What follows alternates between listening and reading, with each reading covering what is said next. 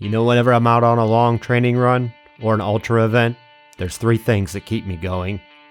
My music, my thoughts, and my sword endurance drink. That's right, sword endurance drink has everything your body needs to keep it going all day long.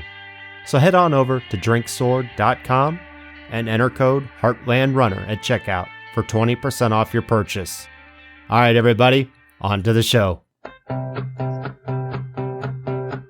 Welcome to the Heartland Running Podcast. Join Crystal, Andy, and Steven as they explore all things running related in the Heartland and beyond. All right, everybody, welcome back to the show. My name is Steven. I'm Andy. And I'm Crystal. And we are three runners who can actually believe we ate the whole thing. Do you like that one? Was that one good for this time? All right, jury. We'll just say jury's out on that one. I'm still confused. Well, we are pleased to welcome back to the show one of the show favorites, Mr. Josh Sprague from Orange Mud. What's going on, brother Josh? Not much, man. Thanks for having me on again. Oh, yeah, it's been a while. We thought we needed to catch up. I should mention Andy is with us, but he is out on assignment in Kentucky at a very top secret convention. Okay. Well, I mean, it's not. I wouldn't say it's top secret, but we will just call it a meat-related convention, so work-related. And so I know over the past we've talked about Andy's meat sticks over and over again. This is the ability for me to actually improve on the meat sticks, and so I mean they're just getting better. So it's meat stick enhancement products. Yes, we'll just say that. Yeah. All right. Don't let your meatloaf there either. Saying. We're getting real close to having to put that explicit tag on this podcast. We should move on. There goes our India audience. Oh. Yeah, I know. Sorry. No, that's all right. But anyways, brother Josh, you have been doing a ton of racing lately. And you did the Silver Rush 50 mile. Was that last week, I believe? It was. Yeah, it was a lot of fun. And it was hard. I bet. And you got to meet mine and Crystal's coach, I believe, Mr. Corey Waltering. Yeah, I did. All right, great. Yeah, he messaged me, says, "Hey, I got to meet Josh." And yeah. No, it was cool. You know, we this year we were the official sponsor. We are the official sponsor of the Leadman series, and I figured since I wanted to do them all anyway, we might as well sponsor it, and then I might as well do Leadville and the whole series. So it's been really cool to be up there and doing all these races and meeting people from all around the globe, really. Lifetime, who puts on the Leadville series, they do an amazing job. And I'm not just saying that because we're a sponsor. They actually do an amazing job. We sponsor a lot of events, and they're one of the few that is truly a partnership as a sponsor, but then as a participant, I mean, it is cool. And some of it's just because they just happen to have pulled all the freaking neatest people from around the world. And I mean, it's just such an engaged audience. And I mean, you're racing out there with everybody. It's a culture. It's not just a race, and it's not even hardly about the race. It's about the experience of being in high altitude and, you know, running and mountain biking and running again up there. So it's been a really cool summer being up there and meeting all these amazing people and getting to participate as well. Now you did the 50, and you're going to do the 100 mountain bike and the 100 ultra run. Is that correct? Yeah, they're back to. Oh, there's a 10K in between there. You can't leave that out. Well, that'll be brutal, right? That's your warm up. But yeah, I'm doing the Leadman series, which means you have to do 5 of their really 6 races, and so it starts with the trail marathon, and then you have to choose either the 50-mile mountain bike or the 50-mile run, and you can do both if you like. And I took my running shoes for the weekend of Silver Rush just in case, like, my bike broke in half, which would be the only reason I wouldn't finish a race like that. But fortunately, I didn't have to run the next day. I finished it and had a good time. And then coming up the second weekend of August is the 100-mile mountain bike on a Saturday, and you got to get up and run 10K the next morning, and then following weekend run the 100-mile run, and then you're officially a Leadman, which is a real neat cult in itself. There's only about 100 people that go into it, and usually about 30 people finish it each year. And it's really an amazing group of athletes that are all in it to push their limits, and there's not a lot of egos at all. I haven't met any egos in that group. I mean, I've ran and biked with a bunch of them now, and even after just 2 events, or even after the first event, I should say, people were just coming by, hey man, how was the race today? And they were just so pumped. It's so neat to be a part of something that is kind of this abstract piece of the race, and that's just so enjoyable. Wow. Now, Josh, before I ask you the next question, I'm going to ask something I'm going to say something from Andy and I to Crystal. Mm-hmm. No, we're not doing that. See, now, you don't have to worry about that one because I am terrified of mountain biking, so you're safe. Okay. She's getting us talked into some stupid stuff, Josh. Yeah, now the mountain biking sounds pretty fun to me. So just out of curiosity, what packs did you use for like the 50-mile race? What do you plan on using for the 100? What's your loadout for that? Well, so I launched 5 new packs in May. So going into the Leadville Trail Marathon, I literally brought all my packs basically with me because I just didn't know what I wanted to do. And I actually didn't even finally decide until like 6 p.m. the night before the race. I'm like, okay, I'm going to use the gear vest. And so I used our new 1 liter gear vest for it, which was perfect. 35 ounces, 1 liter bladder in the back, and chest pockets and everything up front, like our endurance pack. So it was going to be a little bit warm up there that day. In theory, it ended up being perfect, really. But that's why I chose that one, just to minimize heat. But going into Silver Rush, and from here on out, I'll be using our endurance pack, which is the 2 liter, 70 ounce bladder. And I used it in a 208 mile mountain bike race this year. It was amazing. And I did it in Silver Rush 50, which was perfect. So I only had to stop twice to refill. And then Leadville 100 mountain and run both. I'll most likely be using, for sure in the 100 mile mountain bike, I'll be using that pack. In the 100 mile run, you do have a mule option. So I have 2 mules, one that works for me, and one's a good buddy of mine.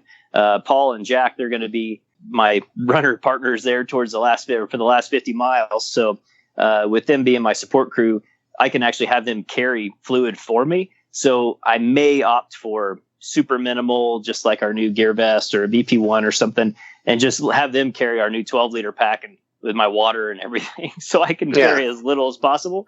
But being the pack nerd that I am, there's no way in hell I'd go into a race like this and not have one of my packs in my back, like a lot of people do, just because you could have your mules do it for you. But so yeah, I'm thinking endurance pack all the way around should be freaking flawless. Yeah, and mules can break down too. They can. They're fussy little creatures sometimes. Now, the big question I have doing this Leadman is, you also have a business to run, wife, youngins. How the heck are you training for all of this? Well, my wife's mad at me all the time. That's how I do it. That's how I find the time. No, I'm kidding, kind of. But no, a lot of it, honestly, I've tried really hard over this past year. I don't work out on the weekends, and that's been a big one. So on the weekends, it's family time, and I may go get. Honestly, I hardly work on the weekends. If anything, I may get like an hour run in, or I go for a bike ride, but it's with my kids, and I ride in tandem with my little 4-year-old. So, even when I am riding, I still get good exercise, and we'll go out for 6 or 8 miles, and it's not super hard by any means, but when you have a tandem and kid on the back that's just floating around looking at butterflies, it's another 60 pounds between the bike and her that I'm pulling, and it's good. But no, usually like Mondays this year has been big bike days, and then the rest of the week are maybe one big run day, and they're short stuff. But I'm kind of atypical for a lot of these guys that you talk with that are knocking down 15 to 30 hour weeks. I am not that guy. I'm just stubborn as a mule, really. And I've got like my biggest weeks were maybe 12 hours this year.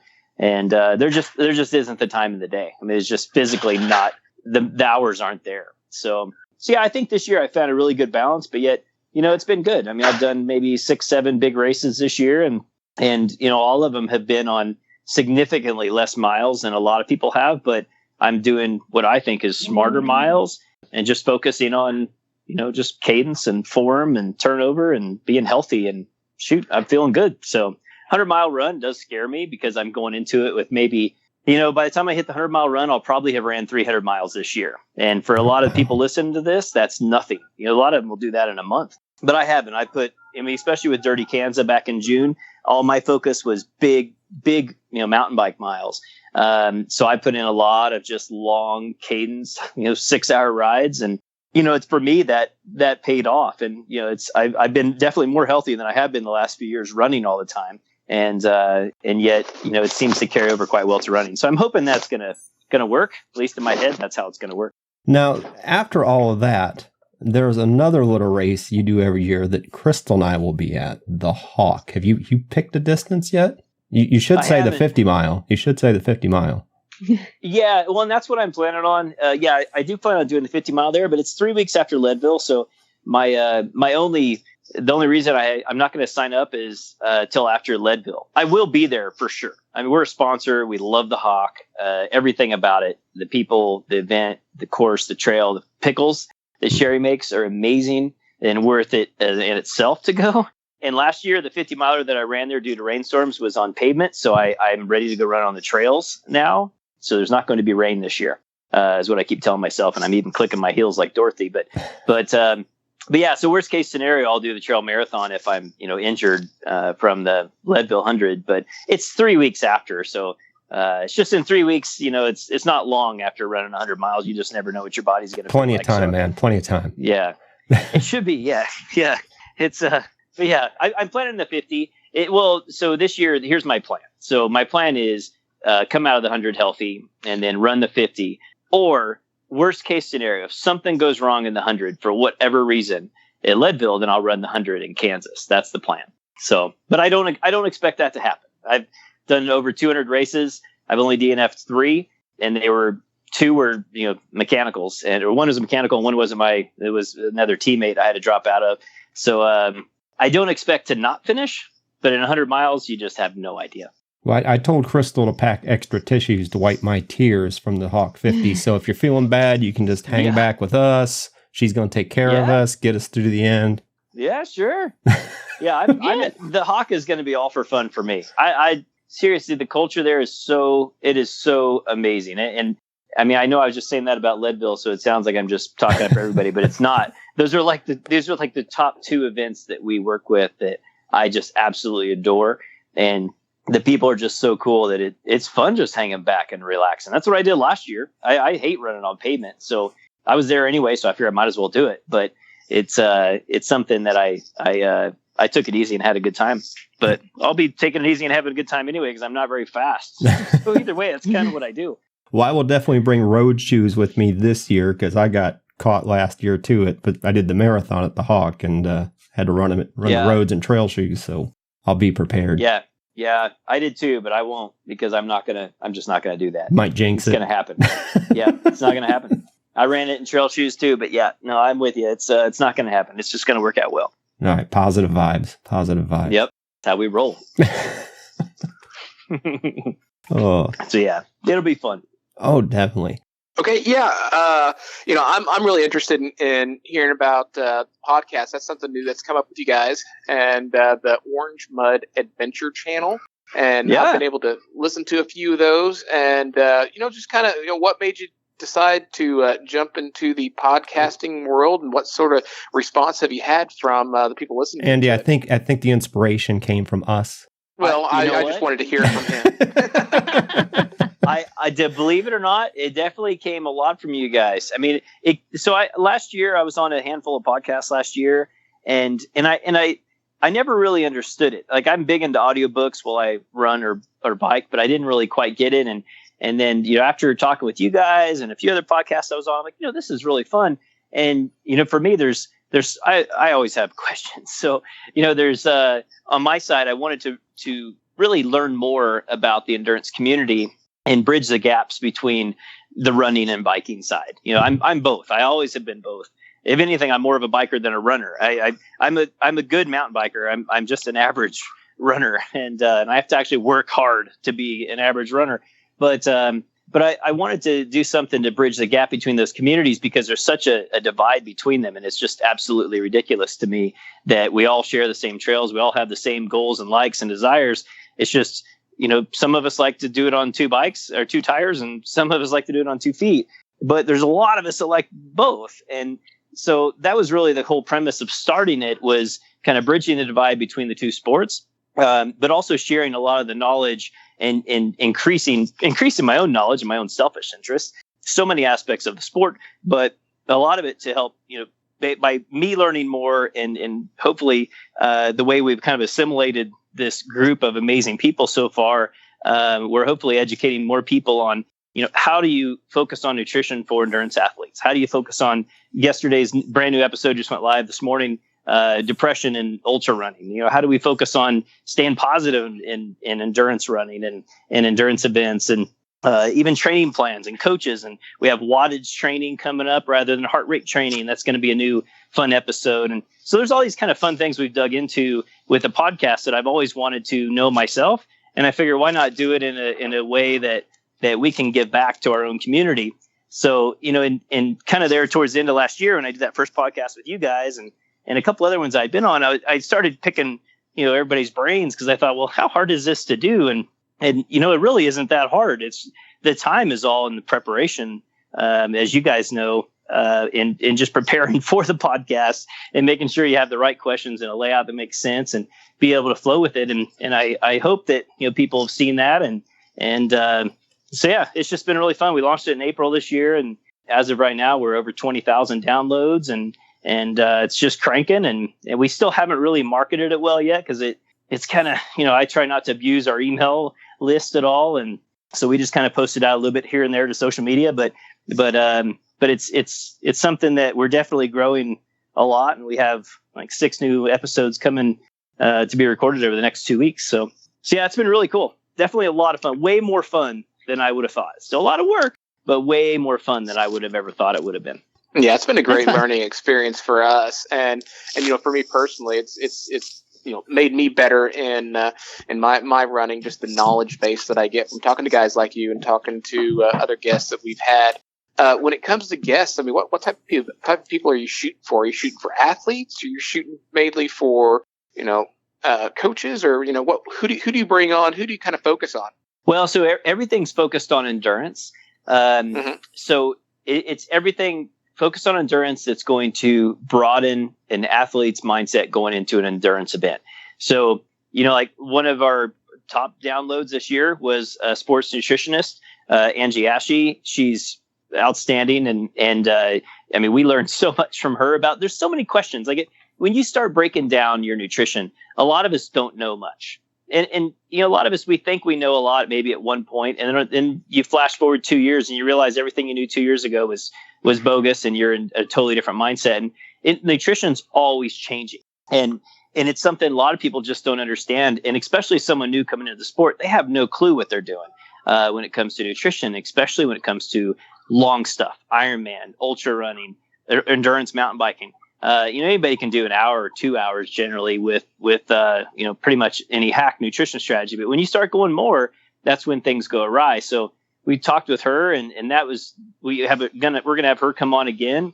But we have race directors come on and talk about races that are, important to us and a big piece of the puzzle. Like we had the founders of the Leadville series, Jim and Mara Lee, come on, and they were a riot to talk to and hear about. Like the 50-mile mountain bike race course, for example, was funny when Ken was saying that he's like, yeah, the 50-mile mountain bike course, I only rode it in pieces when I designed it. I never rode it all at once to realize how horribly hard the course was, because I wasn't even a mountain biker. And you start learning some of the history of some of these events that you just figure was all thoroughly done, but it wasn't. It was done ad hoc at the moment, and so that's kind of fun too. Or the Dirty Kansas. Jim and Leland from the race directors there, founders of that event, that one is also one of our top downloaded podcasts. And it's something where I personally had a lot of questions going into it, and I couldn't find them anywhere. And I thought, well, shoot, this would be great to have them on and dig into it a bit. So yeah, it's kind of really, it's broad in scope. It really is everything focused on endurance running and biking, and everything we can do to, help people out. Josh, don't worry about marketing too much, because this show will come out in a few weeks, and we're whores, so we'll pimp it all we can. Perfect. That's what I like. Well, and for what it's worth, I've had quite a few people now at events come up and say, "Hey, man, you're Josh, right?" I'm like, "Yeah." They're like, "Yeah, I heard you on the Heartland Running podcast." I'm like, "Oh, really cool." So it's you guys have it, and people from all over the place. When I was in Leadville last weekend, a guy came up and he's like, "Hey, man, I just listened to your podcast on the drive from Nebraska or South Dakota over here. It's Colorado on the Heartland Running podcast." And so you guys do. You have a really good reach, and I've heard a lot of good things. We had a guy buy a pack from us and even sent an email a while back saying, "Hey, I heard your podcast and he was in San Diego. He's like, I heard it yesterday and I just thought it was so cool. I wanted to try one of your packs." I was like, "Okay, great." So you guys have a very broad audience. It's not just the Midwest. Yeah, it comes from all over the place. And I will say your very first episode is our top downloaded one, and it's still climbing every day. Nice. Well, it's people. They must think I'm somebody else or something. I don't know. I must have put a good tag in someplace. I think it comes up in search. Yeah, that's probably what it is. Yeah, it's some auto download or something somewhere. It's an accident. Exactly. Because I listened to your episode that came out today, and we're recording on the 19th of July. And I'm sorry, I cannot remember her name, but you were talking about depression. Yeah, Michelle Clear. Michelle Clear. Yeah. That's it. And that's the one thing I like about your show. I'm not going to speak bad about anybody's show, but so many shows just, do elite runners or elite mountain bikers or something. And you're actually getting into these subjects that I find fascinating because, I've always said it, runners in general, but ultra runners specifically, we're all screwed up somehow. Yeah, that's for sure. Yeah, well, and that's definitely a focal point. I mean, just as a brand in general, we had actually somebody yesterday in social media made a note that they appreciated that we actually posted pictures from all types of people. And like apparently he had a full sleeve of tattoos. He's like, "I like you actually post pictures of people in tattoos. You're not afraid to do that." I guess I didn't really think any brand would be afraid to do something like that anymore. But I didn't even think about stuff like that. But on our side, maybe it's because I am an age group athlete, and that's where we started from. I think a lot of these brands, they're out of touch. I firmly believe most of these brands, you see their ambassador team, they're all the best of athletes in the world. I'm sorry, the best athletes, they don't use the same products you and I do. Right. We're fatter, we're slower, most of us anyway, or at least maybe I am. Let me phrase that. I'm there. Most of us are slower than your elite, amazing athletes. And I don't design our packs with elite, amazing athletes in mind. Sure, do they scale up and do they race with a lot of our packs? Sure. But, it's not a focal point of our brand. As you see, I don't have amazing, high-paid pro athletes on our payroll. I have no pro athletes on our payroll. It's not a focal point of our business. And I care more about, the age group athlete that's out there having a good time. And again, I love the pros too. They're amazing, and they have a job, and their job is racing. Their job needs to get compensated so they can do what they want to do at an elite level, and they need to be paid for it. I totally get it. I don't blame them at all. I'd probably do the same thing if I was in their shoes.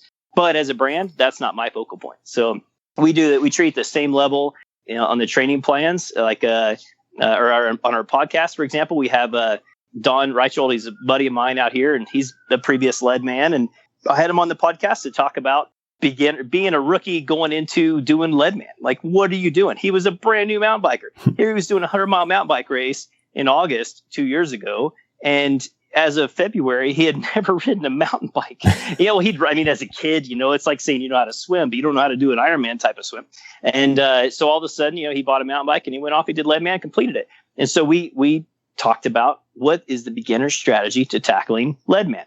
And I'd rather focus on that because that's what resonates with our audience. That's what there's way more of us that have questions about rather than, I like Travis Macy, which we do plan on having him on our podcast. He's amazing. He's one lead man. I can't wait to have him on the podcast. However, his strategy for racing is going to be way different than what a rookie's strategy is going to be. And, so he's at least a coach. So at least in his regard, when we have him on, we're going to be digging into the different elements and how he can bracket it down. But yeah, so that's where the whole strategy of the brand really comes from. It's keeping it at a level that is focused on us people that want to go out and survive. We have a day job. We have families. We just don't have time to, train 50 hours a week. Crystal? Yeah. Are you finding? Are you getting any kind of product inspiration from having some of these guests on? Or not yet? Not yet, to be honest. No, because it's so much of it so far has been race directing, training plans, nutrition. It's a lot of digging into how to trim minutes and how to suffer less. So basically, I like that. That's my new slogan: how to suffer less. Yeah, but no, a lot of our product ideas. Honestly, that comes from we get new reviews on our website every single day. We have more reviews on our website than I think pretty much any other brand in the industry, and it's amazing. We get people leave the most detailed, lengthy reviews, and I take every single one of them to heart. I put them in my design file. I read every single review that comes in every single day. I always have, and I often respond to a lot of people that leave reviews too. I have a hard time doing it anymore because we get usually 5 to 10 a day, but that's really where a lot of it comes from, is just communicating with our audience. And I'm pretty easy to get a hold of. A lot of people reach out to me on Facebook and pretty much anywhere and everywhere, and give me hey, what do you think about doing this? And I put it in my design file if it makes sense, and if it doesn't, I usually let them know, hey, thanks, I appreciate it, but here's why maybe that won't work for what we're doing. But yeah, so a lot of it really comes from just training and racing and chatting with other people. All right. Well, while we're talking about new products, I'm going to move something up on my list here because I'm looking at getting a new running companion, a new puppy. So I'm gonna need an orange mud dog vest so that we match. I know. I tell you what, I get so many requests for dog hydration packs, like for the dog to wear, and I do have I have a specific file just for that design that I'm always adding to. It's just a matter of actually working on it, but when I'm ready, it's gonna come together. I have some cool ideas, but all right. Yeah, well, there's going to be someday we're going to have something like that. Well, I'm about 6 months out from getting a new puppy, so give him another year. So you got about a year and a half to get that ready. Yeah. I've got a chocolate lab that would be very excited about throwing an orange mud vest on and going out for a run. Heck yeah. Yeah. I just have a fat cat who's not doing anything. So. Yep. A running cat. Packs. Huh. Wonder if there's such thing as a running cat. They have treadmills for cats. Yeah. Really? And if you look at, and there's YouTube videos, of course. Like, interesting. It's a cat video, of course. So cat people, man. So speaking of running cats, what else is new at Orange Mud? Seriously, that was your transition. That was my segue. Yep. I couldn't think of any better way to do it. And we be professionals here. Yep, that was a good try. No, we have a lot new this year. So this year, like when we started the business, the whole premise was U.S. manufacturing, Mexico manufacturing, and I think we talked a little bit about this last time. So I think it was right as I was getting ready to fly overseas. Right. But we just hit a point of scalability that wasn't sustainable with making our products in the U.S. anymore, at least not exclusively, between our U.S.-Mexico hybrid like we were doing. So like our cost of goods went up 87%. And in the end, sadly, very few people care that you make your products in the U.S. and Mexico. I can't even tell you how frustrating it is from my side. I literally felt like I was alone on my island that was like 6 feet wide in the middle of like the Pacific in between here and Vietnam. I was like the only one that really seemed to care that we were making products locally. Like press didn't care. I mean, no one really seemed to care. A few people out there would reach out occasionally and say, hey, I would like to buy one of your transition wraps or one of your packs. Can I make sure I only get the USA one? I'm like, thank you. You people are amazing.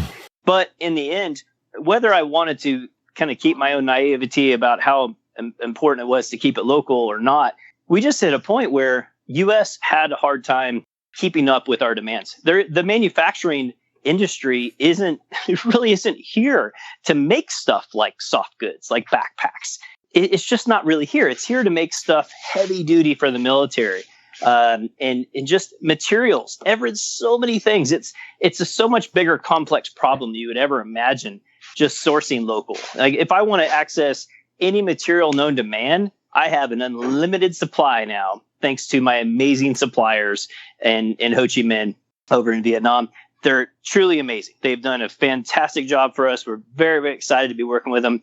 And I was able to launch, while I was over there in January this year, 5 new packs in that time while I was there. Granted, I had built them all myself here in my office in Colorado. And I had them all done, but I had to get them production done, which is a whole different element. So, I went over there for a week and a half this year, and I wanted to see the factory for myself. I heard great things from a buddy of mine in the industry, but in going there and spending time, I got to meet all the people in the factory. It's very clean, amazing conditions. They get free food every single day for lunch, which is more than I used to get in most places I worked in the U.S.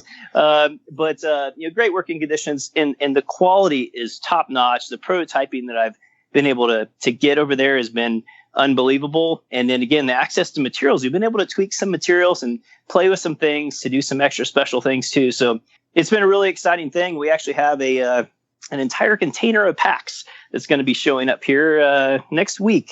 So that's a real big, nice, fun check that I recently cut for a whole bunch of our new products that we launched. So storage is going to be crazy, but it's shipment one of many. But yeah, so it's been really exciting. We launched 5 new packs in May this year, and I went over and personally signed off with a buddy of mine. We actually went through, inspected a bazillion of them to make sure everything was looking great, and it was so flawless. We weren't finding any errors, and it was great because we were able to go over and do a race in Malaysia while we were there, because well, shoot, we had everything done in day one. We're here for 2 weeks. Now what are we going to do? So it's been really, really exciting. Again, I feel bad because we tried to keep it all local, but with having the wage issues in the U.S. continually going up, especially in California, which a lot of the garment manufacturing, pack manufacturing is out in California, and like California just passed the minimum wage increase going to $15 an hour. When you burden that, your lowest wage earner is $18 an hour, and that's pretty hard. That's because that's just your lowest wage earner coming by 2021. So we saw this kind of forecasted model that would continually impact our cost of goods. And then I could do one of two things. I could say, okay, cool, we're going to keep it all local, and this is going to be amazing, and my packs are going to cost $250 each. And you won't sell any. Or I won't sell anything. Yeah. Or we can go to plan B and start looking overseas. And so, yeah, so like it or not, it's something that was my hand was being forced. And then, our international side, we actually are carrying about 41 countries now, 42 countries actually, as of now, including Turkey, which is just coming on board. And, my international plan was not good either. And a lot of people don't realize some of these challenges too, is that like exporting to the EU, your duties are actually higher coming from a product made in the US than it is coming from Vietnam, which is actually 0 because they have a duty-free trade agreement. So there's things we're able to do with exports. So now I can employ more people in the US. I can make more products. I can reduce my cost of inventory, which helps me to have a more successful business. I can also build my international demand, and it's all cyclical because the more we can do as a business, the more money I can put back into the business, the more I can invest in people, and then the more I can build new packs. So, which in the end, that's what I love to do. And it's easy for us here in the States to be a little myopic and go, oh, it's got to be made in the United States. But if you're transitioning into a more international business, that's not that important to someone in France or someone in the UK as it is an American here. And so if you're an international business, then international construction is not a big deal. Yeah, well, and so I've been using this example lately. I was at Home Depot the other day. I bought this inflatable tent for our orange mud, and it needs an inflatable air compressor. So, and I wanted something portable. So I bought this Ryobi power tool kit. I paid $130. I got a reciprocating saw, a skill saw, 2 batteries, a charger, a flashlight, and a drill. And then I had to buy the other piece separate, but that was besides the point. So I got all this stuff for $130. And so coming from a guy with my background in the manufacturing side, I look at that, I'm like, that is remarkable. I mean, the amount of electronics, injection molded tooling, the injection molded costs, batteries, copper, everything inside of it. That is fascinating. I only had to pay $130. You couldn't make that in the U.S. If you made it in the U.S., it cost $700. I mean, just throwing it out there. But who knows what it would cost? It would cost a fortune. Oh, at least I have that same toolkit. Yeah. So and as a guy, like we're one of the few businesses in the industry also that are 100% owned by my wife and I. We're not a big investment company. A lot of these big brands, even brands that you think are small, they're not. They're owned by big companies. They're big VC companies. They come in and they buy up all these small little companies, and that's not our focal point. So the problem is too, I have to be smart with our dollars. So we could have kept going like we were, and we would be able to invest smaller amounts in making new products, or I could reduce my cost of inventory, be able to increase inventory, and add more products to the portfolio by going overseas. I mean, it was like, okay, do we design basically a successful business or one that's always going to struggle? Like, why go the other way? So it's the math just didn't make any sense to ignore it any longer. And I held off as long as I could, but I was like, this is crazy. Completely understandable. I did notice something, speaking of your packs. Sure. A former guest on our show, Chris Miller, started his epic run across the U.S. 2 days ago, I believe, and he posted a picture on Instagram, and I noticed he had an orange mud pack on. Hey, yeah, I know. That dude's crazy. Was that your doing? It may have been. Yeah, I could have had something to do with that. Yeah, we have been very fortunate to have a lot of crazy endurance athletes that have gravitated to our gear, and we align, I think, very well with a lot of them because I hope a lot of, if nothing else, I hope people realize that I'm not in the business to just make money. I'm here. Obviously, I want to make money. I want to have a successful business. Otherwise, if I wasn't here for doing that, then that'd be crazy. But I'm the most importantly, I'm extremely passionate about the industry, and I love to see people suffer. I love suffering. It's awesome to go out and put in the work in these big events, whether you're running across America or doing a 10K. It's a lot of fun. And there's nothing more exciting on my side than to be a part of all these crazy people that are doing all these crazy things and seeing them cross the finish line. So it's definitely really exciting. Their group, his support crew, are really cool, and I just love what they're doing and the mission behind it. So it's exciting to be a part of these things. That's awesome. You gonna make some arrangements to run a little bit with them? I'm gonna try. We'll see. The year is so booked, it's insane. But my wife always looks at me like, "Oh yeah, when are you gonna fit in this? When are you gonna fit that in?" I'm like, "Oh yeah, I got time, but there's never enough time." I always think I have time. I think I have an infinite amount of time, but it turns out I often don't. Yeah, So we'll see though. Hopefully. Now, Josh, we have a few listener questions. You got time to answer them? Yeah. What you got? All right, Crystal, you want to read the first one? I will. So this is one from one of our Instagram followers, and I'm not sure. I believe this is a woman. I'm not sure, but she's asking, what are the most useful bits of kit that you would recommend for beginner runners? Useful bits of kit for a beginner runner. All right. So I guess if you're going out there, you need to have at least a water bottle. In my opinion, you should always carry something with you to drink. And even if that's not a pack, at least carry a water bottle with you for at least drinking afterwards. We have a product called the Transition and Seat Wrap. It's a changing towel and seat cover. I think it's invaluable. One of the things that a lot of people say, like, "Oh yeah, my car doesn't stink." I'm like, no, your car is putrid when you get in. So a lot of times it's because people go for a run, they sit on their seat, and it friggin' starts to stink, and you kind of live in your car. So our towel is fantastic for putting on the seat, keeping your seat nice and clean post-workout. But the changing aspect is really cool. It's a towel with a belt bit into it. So you wrap it around your waist and you can drop chow in a parking lot and be able to, get away nice and clean without having your towel fall off. But no, I always tell people, the benefit of running is that it's very simple. All you really need, and this is the way I always think at the start of every race or when I'm leaving to go to a race, I always think in the end, I have my shorts, my shirt, my socks, my shoes, and a pair of boxers. And that's all I technically really need. Otherwise, I'm good. You can always make do. So I always tell people, just drill it down to the basics. And then from there, if you want to add a hydration pack, we definitely have cool hydration packs. We have awesome gym bag for holding all your running gear. Changing towels, amazing. And then make sure you have a good change of clothes for afterwards. I mean, that's really the basics of running, right? But, to step it up, though, I am a firm believer in proper nutrition during racing and proper race recovery. And I'm a big fan of Infinite Nutrition personally. Love the guys over at Tailwind too. But I'd suggest looking into their products and making sure you have, proper race fuel and recovery fuel for post-exercise. And it makes a huge difference in your total effectiveness of your workouts.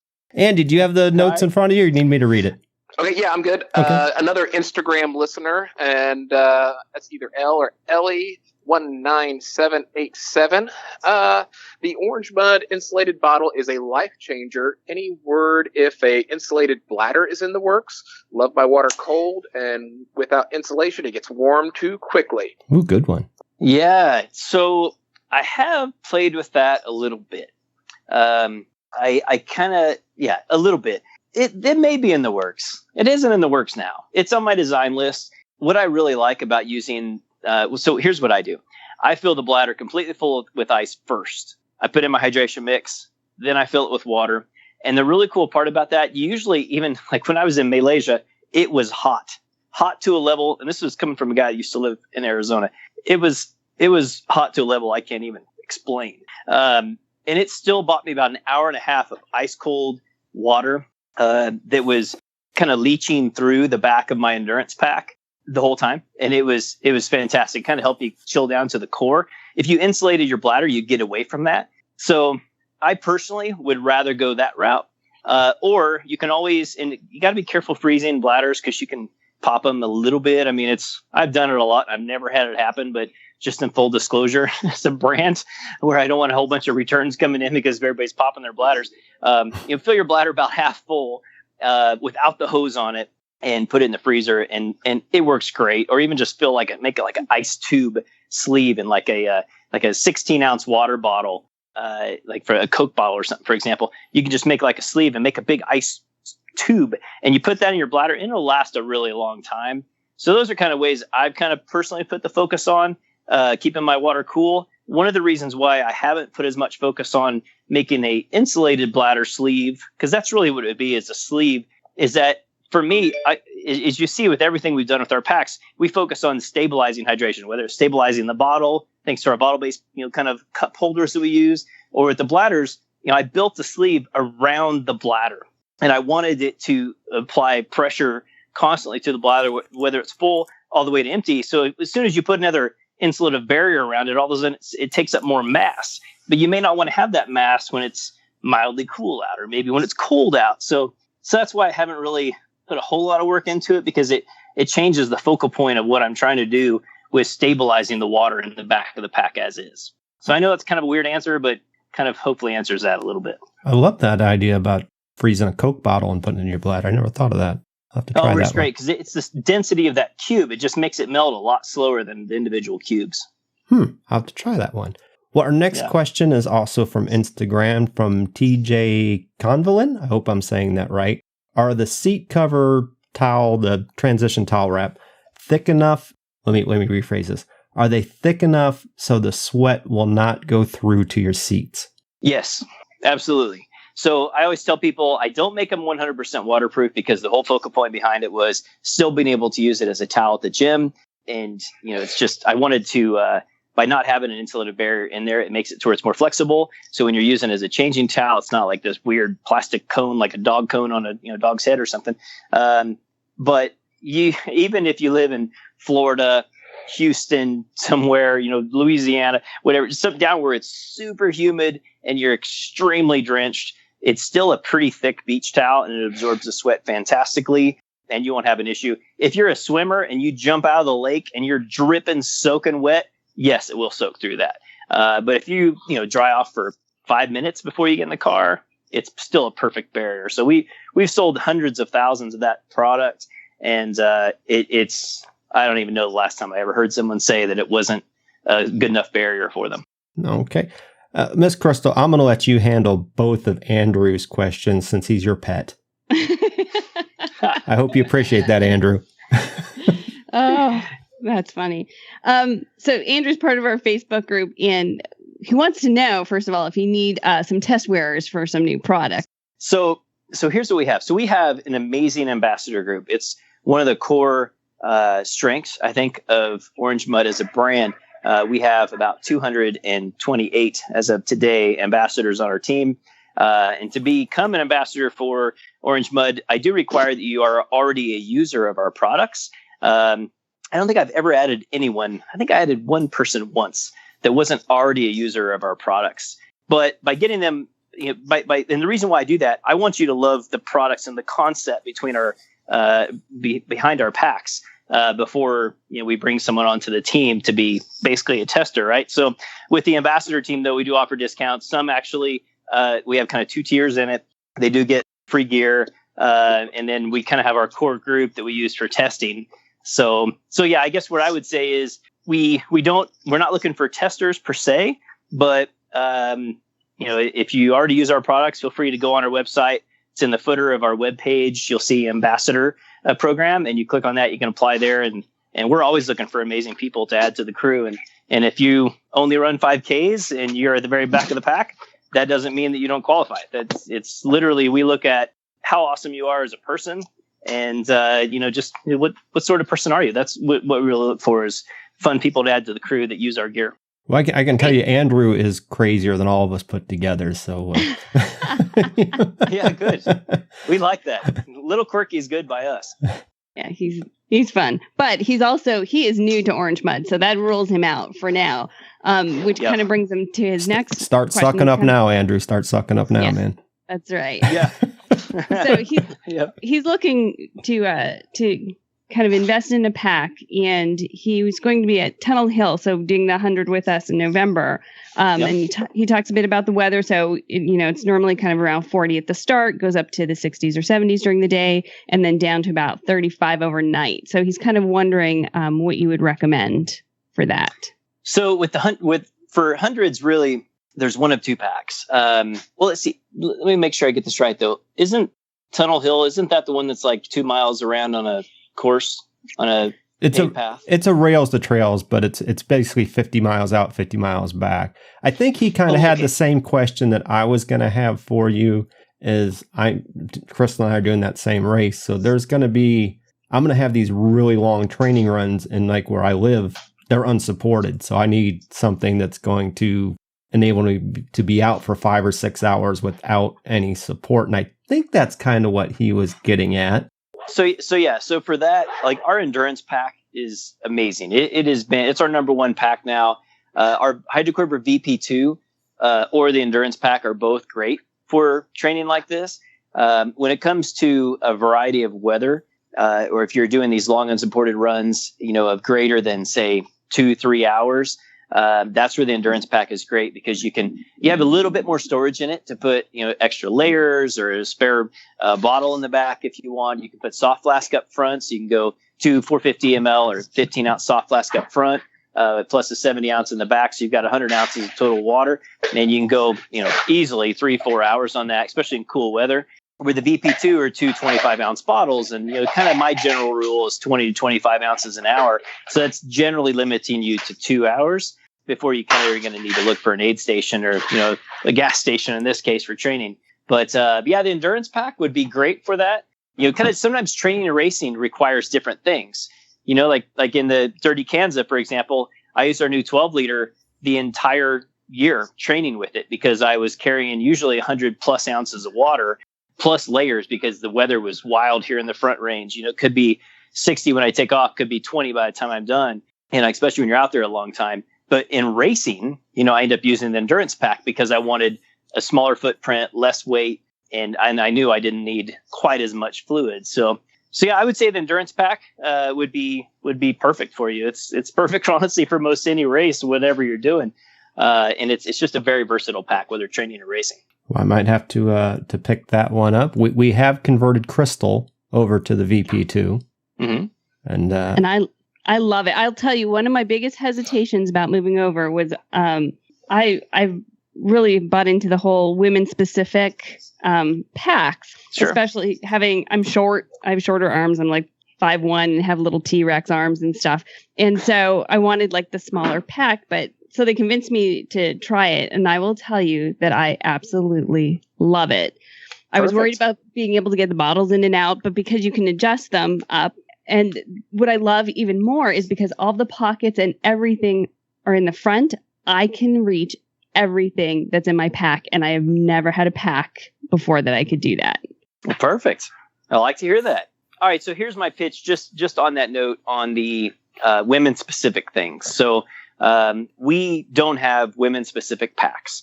That being said, the endurance pack, well, really every pack I've designed, I've always designed them with women in mind. And I always tell people, I always tell ladies, I think of boobs all the time when I design packs. Oh, I think about them all the time, just all the time. And just all the time in general. But yeah, so it is. Ladies are really hard to design for. You have a lot of different curves. And guys, we're very simple. I mean, in so many ways, and designing packs around guys is no different. We're very simple. So with the single barrel and the double barrel, they have no chest strap. They fit anybody. They literally fit anybody. There's no issue with chest. So that just takes like 95% of design challenges are gone. So then when I designed the endurance pack, that I specifically designed with you petite ladies in mind, but yet I can fully scale it up to fit a guy with a 52-inch chest that's 6'4" and 270 pounds. But we did that because we made the harness movable up front. And so like the VP2, for example, it works on most all ladies. The one exception is when we get under about 115 pounds, under a 27-inch diameter chest, it's just too big. So we're in the process of making some tweaks to that to work with ladies. That's the one exception that I have. But I took all the feedback from big runners all the way down to super petite, and those are really the outliers that I had some struggles with specifically the VP2, and then I modified the footprint on the VP1, the endurance pack, the gear vest, the 12-liter, the 20-liter, specifically to make sure I can fit everyone in that range. And we've done it really well, where you don't have to have 5 sizes, and you don't have to worry about picking the wrong size when you buy, and all these other challenges. So yeah, with you ladies, and in regards to that, we have huge focus on our female audience, and I think if you read our reviews, you'll see that too. Now, I just have to say, you're talking about the 6'4", 200-pound man. Have you been reading my online dating profile? Well, I have. I was on Tinder or Matchbook or whatever it is the other day, and yeah, I saw that. There's something you have a pet llama. Is that right? It's strange, but yeah. Well, in these parts, that could be a fiance. Yep. So yeah, no, it's funny. Designing packs around all the different body types. It really is crazy, but I think we have a really good grasp upon it now, and it is exciting to, like, at Leadville Silver Rush, for example. There was a guy who came up. He recently lost 160 pounds, and he was probably 5'11", maybe I think he said 260 is where he was at now. And he had a 54-inch chest, and our gear vest actually fit him. And it was really exciting on my side because I didn't realize it would. I normally spec my packs to max at a 52-inch chest, and I apparently screwed up on my math, and I didn't even know it until he put it on. And I asked him, like, what's your chest size? He said 54. And is when I got back home, I measured it. I'm like, holy damn, that was a great mistake that I made. This come on, works great Josh, for super tiny ladies. Josh, come on, man. You're a guy. Yeah? You know we can't measure anything, right? I know, right? Like, yeah, measure twice, cut once. I don't know. I don't even know how that happens. So yeah. It's crazy. You know we're always exaggerating the inches. Come on, man. Well, and that's the problem. Yeah, it turned out I made it 6 inches too big. But I guess it worked out in this case. So yeah, you don't have something for that, do you? Mm-hmm. Leave you stuttering. Well, anyways, I see we're getting to run a little bit long on time. We want to thank you for coming back. As always, brother Josh, you're welcome anytime. No, thanks for having me, guys. You guys are always a lot of fun, and I love seeing what you guys have done with your podcast. And like I said, you're doing a great job. Really appreciate you supporting the endurance community. Oh, we really need to thank you too. You came on one of our early shows when we what's the word I'm looking for, Andy? Back when we sucked. That was it. Yeah. And now you suck less. So now we suck less. A lot less. Yeah. Awesome. But we just want to remind everybody to join our Facebook group before we shut it down to new members. That's coming up soon. And after that, to get in, they'll have to, what will someone have to do, Andy? Someone will have to die. Okay. Someone will have to die. Nice. But you can always like our Facebook business page. Be sure to follow us on Instagram, Heartland Running Podcast. That's where I spend most of my time. You can always call our voicemail at area code 417-319-1060. And as always, we would like to thank the Ozark Mountain Daredevils for the use of their awesome music. If it's been a while since you've listened to them, I suggest you look them up and hear some of their cool tunes. Well, does anybody have anything else to add before I wrap this up? Hey, Josh, what's your website? Orangemud.com. Easy enough. And where are you, Instagram? Orange Mud everywhere. Orange Mud everywhere. Just Google it. Twitter. And Facebook. I would like to add before I close this out, and I think I said this on the last time you were on, that if you have any questions for Orange Mud, if you reach out to them on any of their social outlets, if it takes more than a couple hours for someone to respond, the building's on fire or something bad happened. Yes. And even then, it would probably only take like 10 minutes. Yeah, then it'd be 10 minutes. So they're very... we're on it. They are definitely on it. Kevin's our social media manager. He's freaking Johnny on the spot. And if you ever reach out to our website, honestly, I respond to almost every single one of them. Customer service is really important to me. And people always trip out like, oh, you're the owner and you're answering emails? I'm like, yeah, why not? Who else is supposed to do it? Maybe we should have the Kevin challenge. We'll have everybody ask him something on Instagram, and if he takes more than like 15 minutes to respond, we call him out. Totally should do that. Especially when he's in Iceland from Saturday to like the following Saturday, and I'm going to be doing it all. So it'll be a Josh challenge, even though it should be Kevin. Make sure it's after like 2 weeks from now. It'll be a stress test. Yeah, exactly. Damn it. Damn you all. Okay, everybody, that's about going to do it for this show. We'd like to thank you for sticking us in your ears. And until next time, I'm Steven. I'm Andy. And I'm Crystal. And we'll talk to you soon.